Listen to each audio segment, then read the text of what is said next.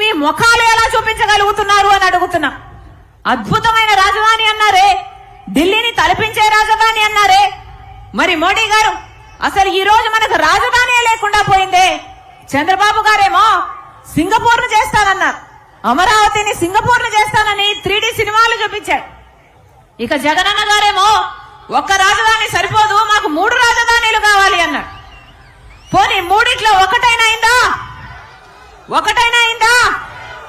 ఈ రోజు మనం తలెత్తుకొని ఇది మా రాజధాని అని చెప్పుకునేటట్టుందా?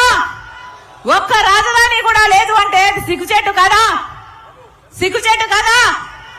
పక్క రాష్ట్రాలన్నీ వేగంగా దూసుకుపోతున్నాయి అభివృద్ధిలో, పక్క రాష్ట్రాలన్నీ బాగుపడిపోతున్నాయి.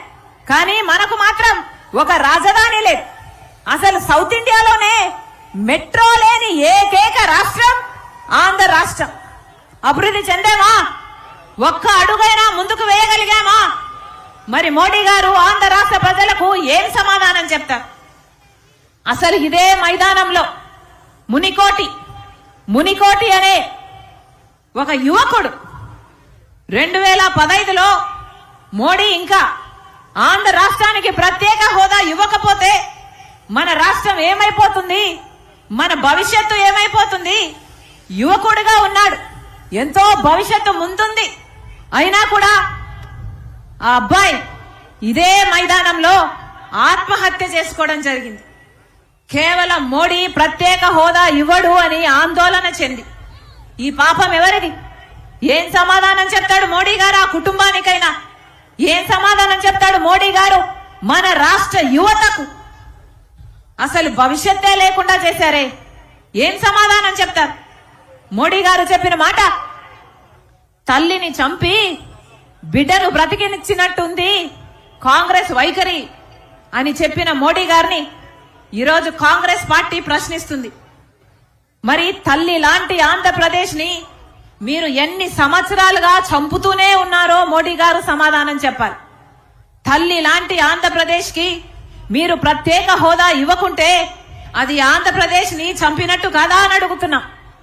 తల్లి లాంటి ఆంధ్రప్రదేశ్ కి మీరు పోలవరం ప్రాజెక్టు కట్టకుంటే మరి ఆంధ్రప్రదేశ్ భవిష్యత్తును మీరు చంపినట్టు కాదా అని అడుగుతున్నాం. తల్లి లాంటి ఆంధ్రప్రదేశ్ కి రాజధాని మీరు కట్టకుంటే, సహాయం చేయకుంటే మరి మా బిడ్డల భవిష్యత్తును మీరు చంపినట్టు కాదా అని మోడీ గారిని ప్రశ్నిస్తున్నాం. అసలు ఎంత అన్యాయం చేశారు? ఒక్కటంటే ఒక్క వాగ్దానం కూడా నిలబెట్టుకోకుండా అసలు ఆంధ్ర రాష్ట్ర ప్రజల ఎంతగా అవమానించాడు మోడీ గారు. అసలు స్పెషల్ స్టేటస్ అంటే ఏమిటి? ప్రత్యేక హోదా అంటే ఏమిటి? ప్రత్యేక హోదా ఒక రాష్ట్రానికి వస్తే పరిశ్రమలన్నీ ఆ రాష్ట్రానికి ఉరుక్కుంటూ వస్తాయి.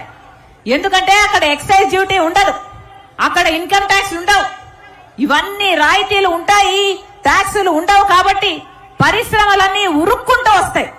పరిశ్రమలు వస్తే మన బిడ్డలకు ఉద్యోగాలు వస్తాయి.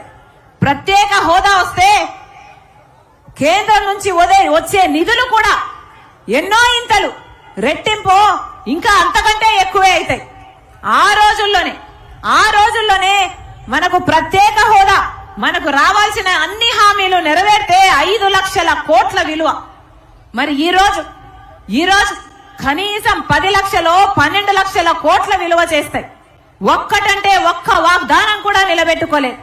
ప్రత్యేక హోదాయే మనకు వచ్చుంటే పక్క రాష్ట్రాలకు వచ్చినట్టు ఉత్తరాఖండ్ కైతే 2000 పరిశ్రమ